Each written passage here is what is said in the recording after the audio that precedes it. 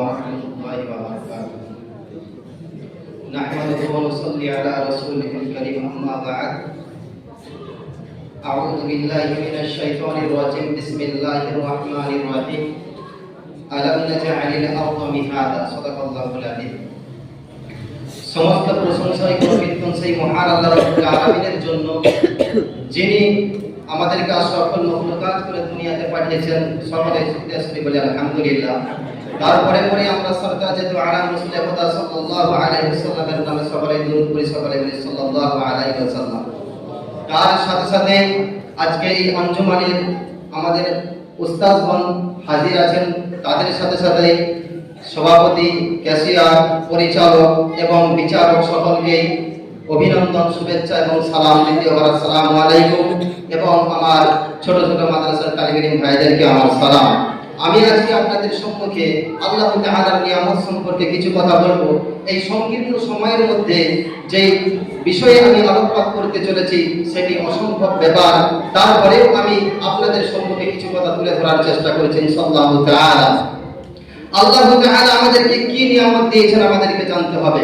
এই আসমান আপনারা দেখতে পাচ্ছেন, এই জমিন দেখতে পাচ্ছেন। এই আসমান এবং জমিন আর পৃথিবীর পূর্ব থেকে পশ্চিম, উত্তর থেকে দক্ষিণ পর্যন্ত যা কিছু আল্লাহ তাআলা দিয়েছেন, আমরা যা কিছু দেখতে পাচ্ছি সকল জিনিসগুলোই কিন্তু আল্লাহ তাআলার নিয়ামত। আল্লাহ তাআলা কুরআনুল কারীমের মধ্যে বলেছেন, খালাকাস সামাওয়াতি ওয়াল আরদ, আসমান এবং জমিনকে আল্লাহ সৃষ্টি করেছেন এবং বিছখানে যত কিছু জিনিস আছে সব কিছুই কিন্তু আল্লাহ তাআলা আমাদেরকে সৃষ্টি করেছেন। এটা হচ্ছে আমাদের জন্য নিয়ামত। আল্লাহ তাআলা কুরআনুল কারীমের মধ্যে ঠিক এরকম ভাবেই বলেন, আলাম নাজআলিল আরদ মিহাদা ওয়াল জিবালা আওতাদা ওয়া খালাকনাকুম আজওয়াজা ওয়া জাআলনা নাওমাকুম সুবাতা ওয়া জাআলনা আল-লাইলা লিবাসা ওয়া জাআলনা আন-নাহারা মাআশা ওয়া বানাইনা ফাওকাকুম সাবআন শিদাদা।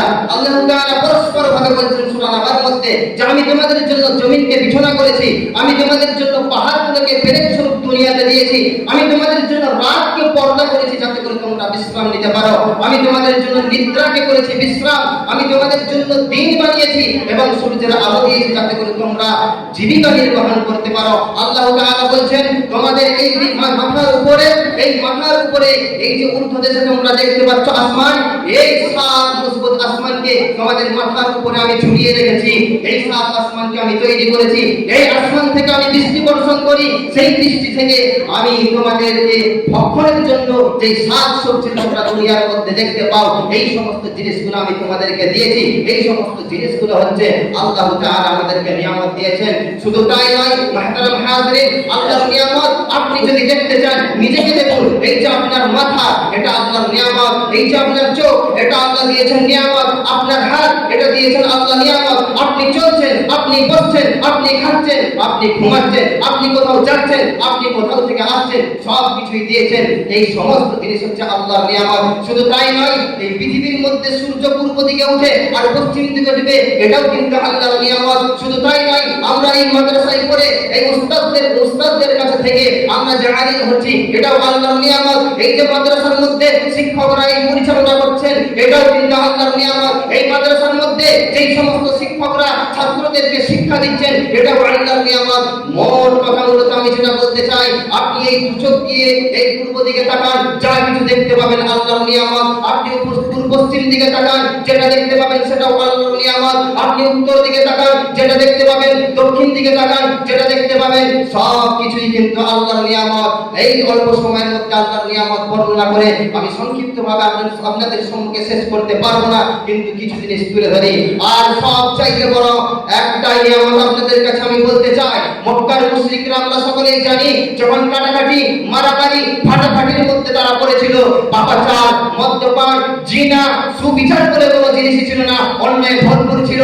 তখন আল্লাহ তাআলা আমাদেরকে যেই নিয়ামতটা দিয়েছেন, সেই নিয়ামতটার কথা আমি একটু পরেই বলি। তার আগে একটা কথা, সেই সময়ের মানুষ দ্বীন কি জিনিস বুঝতো না, ইসলাম কি জিনিস বুঝতো না, আল্লাহ কি জিনিস বুঝতো না। এই যে আমরা যে মানুষ, এই নিজের মনুষ্যত্বই তারা হারিয়ে ফেলেছিল। সেই সময় সঠিক রাস্তা দেখানোর জন্য, সঠিক দ্বীন আমাদের কাছে পৌঁছানোর জন্য, আমরা মানুষ এটা বোঝার জন্য আল্লাহ আল্লাহ তাআলা যেই মহান ব্যক্তিকে এই পৃথিবীর মধ্যে পাঠিয়েছেন, এটা হলো আমাদের জন্য সবচেয়ে বড় নিয়ামত। তিনি হলেন সাইয়্যিদুল মুরসালিন আহমদ মুস্তাফা মুহাম্মদ মুস্তাফা সাল্লাল্লাহু আলাইহি ওয়াসাল্লাম। শুধু তাই নয়, তার সাথে আরেকটা জিনিস আমাদের কাছে আল্লাহ রাব্বুল আলামিন সবচেয়ে বড় নিয়ামত পাঠিয়েছেন, সেটা হলো আল কোরআন।